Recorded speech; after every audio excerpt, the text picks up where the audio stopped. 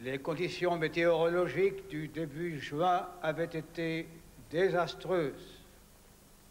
Elles n'étaient pas tellement meilleures lorsqu'à l'aube du 5, le général Eisenhower laissa tomber son célèbre « Let's go, allons-y », en ajoutant « Je n'aime pas ça, mais je ne vois pas comment nous pourrions faire autrement ».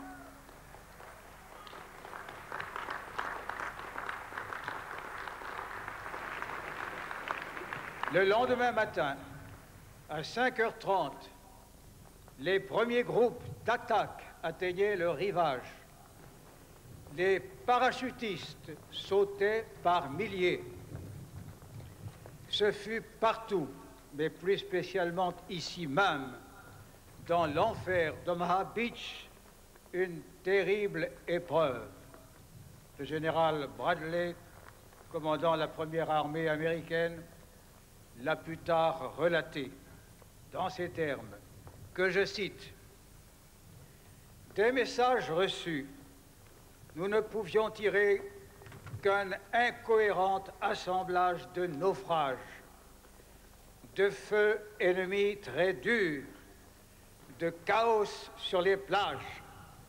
La bataille appartenait ce matin à la mince ligne en kaki détrempée qui se traînait sur la côte française. »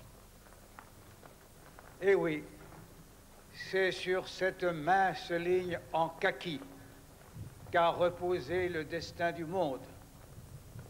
La guerre faisait rage sur la terre entière, mais tout se jouait sur cette étroite bande du littoral normand qui va de la baie d'Isigny à l'estuaire de l'Orne. Et le soir, au prix d'énormes pertes, plus de 10 000 hommes, dont 3 000 tués, les Alliés occupaient les 5 plages. Ils n'avaient pas encore atteint les objectifs qui leur avaient été assignés, Caen, Bayeux, Cabourg, mais ils tenaient. Telle fut cette journée dramatique et fameuse entre toutes, suivie de combats qui ne s'achevèrent en Normandie qu'à la fin du mois de juillet, faisant encore 30 000 morts et 200 000 blessés. L'événement que l'on peut sans forcer les mots parmi les seuils de l'histoire a été si souvent raconté.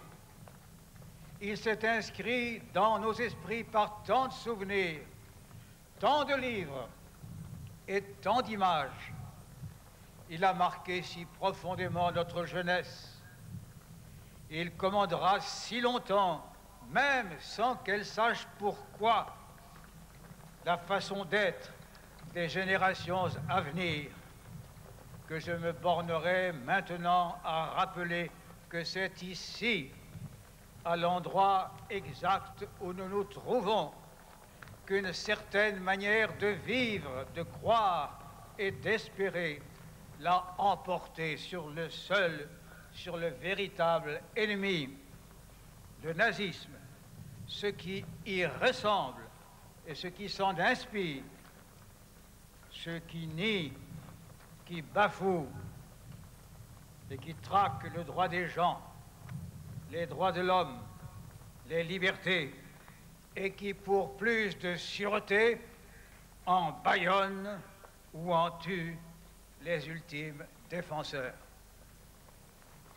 Ce combat n'a pas cessé avec la victoire de 1945. Après le débarquement, la guerre a duré 11 mois encore, incendiant, détruisant, meurtrissant, laissant derrière elle d'immenses champs de ruines. Et d'autres régimes du même type ont continué et continuent de s'édifier sur la peine et sur la douleur, sur l'anéantissement de ce que l'enfance imagine immortel, la beauté, l'amitié, l'amour de la vie et le respect des autres. Les camps de concentration, des tortures, des censures de toutes sortes, ces lentes morts pires que la mort ont continué et continuent, ici ou là, de servir d'instruments à des pouvoirs sans âme qui ne connaissent qu'un ordre vidé de toute autre substance, ordre sans justice, ordre sans pitié, et qui n'attend pour s'imposer que notre indifférence. Mais du 6 juin 1944 date un signal. Il a été lancé comme on allume ses feux dans nos campagnes françaises, de colline en colline, à l'entrée de l'été, pour fêter les jours les plus longs et les nuits les plus courtes, pour transmettre d'un horizon à l'autre un message d'espérance. Il veut dire, ce signal, que rien n'est jamais gagné, mais que tout est toujours possible, et que ce qui a été gagné ce jour-là sur les plages normandes, c'était notre liberté d'aujourd'hui. Nous sommes rassemblés en ce lieu pour célébrer la gloire des soldats du 6 juin, parmi lesquels ces vétérans que je salue, venus de si loin rejoindre leur passé, eux qui ont fait notre avenir. Mais l'hommage qui leur est dû pour avoir porté le coup décisif n'est pas séparable de celui que l'on doit à ceux qui l'ont rendu possible. Les peuples britanniques qui ont affronté seuls pendant une longue année les assauts de l'ennemi et qui, dans le ciel de Londres, lui ont infligé sa première défaite. La formidable organisation des États-Unis d'Amérique et la vaillance de leurs fils. Les Canadiens sans cesse à la pointe de l'action, et les Belges, les Hollandais, les Norvégiens, les Grecs, les Polonais, les Tchèques, les Slovaques, les Luxembourgeois engagés volontaires dans les armées alliées. Ailleurs, ce fut l'héroïsme du peuple russe qui neutralisa, avant de les vaincre, 150 divisions allemandes. Ce furent les fronts d'Italie, d'Afrique, du Pacifique. Ce furent les résistants des pays occupés. Ce furent les forces de la France libre et de notre résistance intérieure, mobilisée pour l'honneur et pour la patrie. Ce furent enfin les opposants allemands auxquels il ne restait dans la nuit qu'était devenu leur jour qu'un seul point de repère, l'Allemagne dont ils rêvaient, où s'était exprimée la plus haute culture, d'où s'étaient répandues les plus hautes pensées. Tirons-en la leçon. Et d'abord, pour nous-mêmes, l'Europe sauvée ne pouvait être qu'une autre Europe. 340 millions d'Européens, en attendant les autres, se sont dotés de lois communes. Un conflit armé est devenu entre eux inconcevable. Réconciliés, les adversaires de la bataille de Normandie marchent désormais du même pas. Puissent de même s'apaiser les déchirements qui, près de nous, dans l'ancienne Yougoslavie, plus loin de nous, en Afrique noire, et dans combien d'endroits du monde, ne profitent qu'à la mort, puisse s'organiser partout le dialogue pour la paix des pays du monde, des peuples sous l'égide de nos Nations Unies, nées elles-mêmes de notre victoire. Cela exigera encore beaucoup de courage, peut-être de patience. Mais oui, let's go, allons-y. Et je remercie au nom de la France les peuples et leurs soldats qui ont contribué à la libération de mon pays. À vous qui les représentez, j'exprime notre reconnaissance. Et puisqu'il m'est donné de parler au nom de tous en cet instant, je vous remercie pour la liberté du monde qui vous doit tant.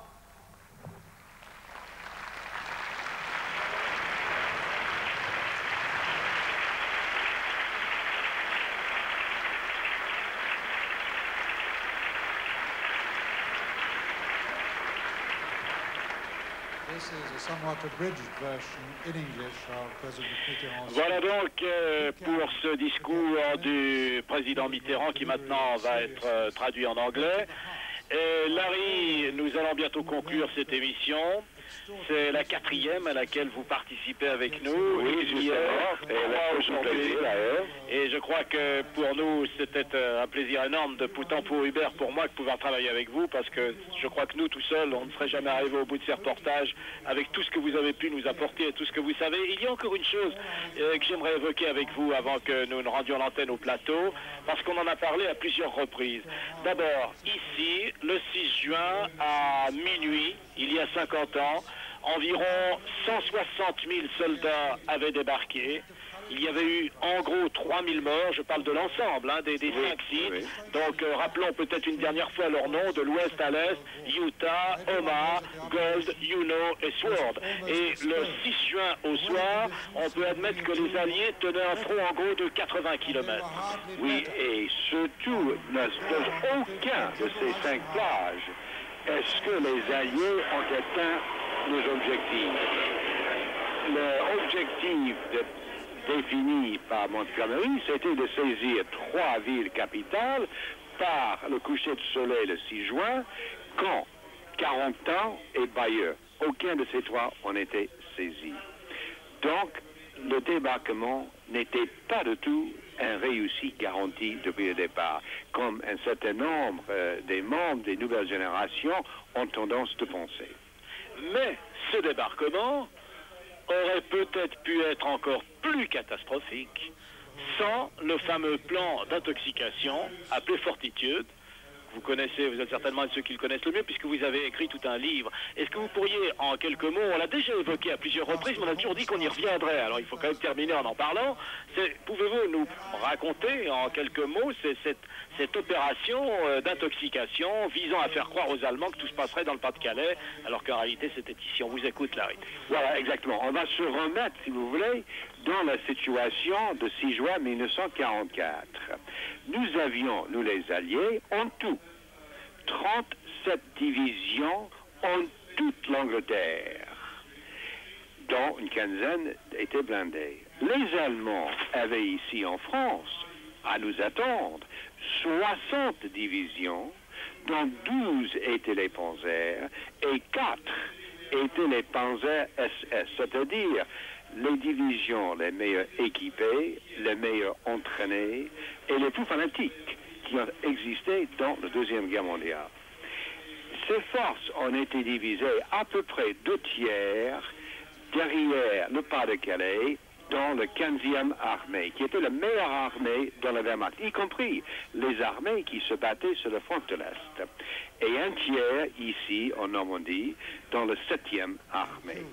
Donc, il est clair que si les Allemands jouaient les cartes qu'ils avaient entre les mains avec une aire de décider, de détermination, et surtout au bon moment, ils avaient toute raison d'espérer de gagner la bataille de débarquement. Donc, le plan de Fortitude avait comme objectif de trouver le moyen de paralyser cette capacité de prendre la bonne décision au bon moment. Le plan était très très simple. C'était de faire croire aux Allemands que ce débarquement ici en Normandie n'était que le premier de 2 débarquements. Et le bout de ce débarquement ici en Normandie aurait été d'obliger les Allemands de garnir le Pas-de-Calais de toutes les réserves des panzers, des troupes d'artillerie qui se tenaient là et de les jeter dans la bataille de Normandie. Et disait le mensonge de Fortitude. Une fois qu'ils ont fait ça, alors là, le deuxième débarquement allait les frapper dans le Pas-de-Calais. Le moment critique, tout le monde le savait, serait à peu près la soir de le jour plus 2 jusqu'à le soir de jour plus 10. Avant le soir de 8 juin, les Allemands ne pouvaient pas savoir que Normandie était une division ou le vrai débarquement. Mais s'ils attendaient trop longtemps après de jeter dans la bataille toutes les forces qu'ils avaient à leur disposition, alors il serait trop tard. Et notre tête de pont aurait devenu assez fort et assez large pour résister à une contre-attaque, même une contre-attaque massive par les Panzers. Donc Fortitude avait d'abord de créer dans les esprits allemands l'illusion qu'il y avait dans le sud-est de l'Angleterre un deuxième groupe des armées américaines qui n'existe pas, mais qui devrait se débarquer dans le Pas-de-Calais au moment voulu. Alors pour cela, il y avait tout un jeu d'intoxication à travers la transmission radiophonique. Il y avait des faux divisions de caoutchouc, mais littéralement de caoutchouc, qui ont été faits comme des ballons pour les parties des enfants, n'est-ce pas? Dans le sud-est de l'Angleterre. Dans le sud-est de l'Angleterre, plantés dans les champs, bien camouflés, n'est-ce pas? Mais pas si bien camouflés qu'un pilote brave et courageuse de la Luftwaffe ne peut pas prendre la photo comme vous voulez qu'il arrive à voir. Et puis surtout, on a des agents doublés et en principe deux, un espagnol qui s'appelait nom de code Garbo pour nous, Arrabal pour les Allemands, et qui s'appelle en réalité Juan Pujol Garcia. Et un Polonais qui s'appelle Czerniawski, qui était Brutus pour nous et Armand pour les Allemands. Alors, le Polonais Brutus était un officier régulier de l'armée polonaise et il était nommé officier de liaison à cette armée purement imaginaire qui n'existait pas. Qui aurait dû être commandé, excusez-moi, on faisait croire aux Allemands qu'elle était commandée éventuellement par Patton, je crois. Par Patton, qui était justement le général américain le plus estimé par les Allemands. Et pour les Allemands, il était inconcevable, n'est-ce pas, que nous allions débarquer sans que Patton aurait un rôle capital à jouer. Alors, donc, c'était le Polonais qui a communiqué des renseignements faux concernant ces divisions faux aux Allemands, et l'Espagnol qui avait reçu de le général Eisenhower l'autorisation d'informer les Allemands à 3 heures du matin le 6 juin que nous allions débarquer.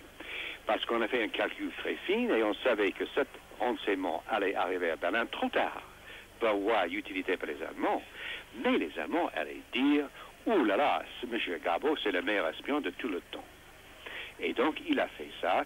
Et en effet, la nuit de 8 juin 1944, le général Giraud, qui commandait ici à Omaha, a envoyé à général Eisenhower un dépêche dans laquelle il a dit « Notre position est très précaire.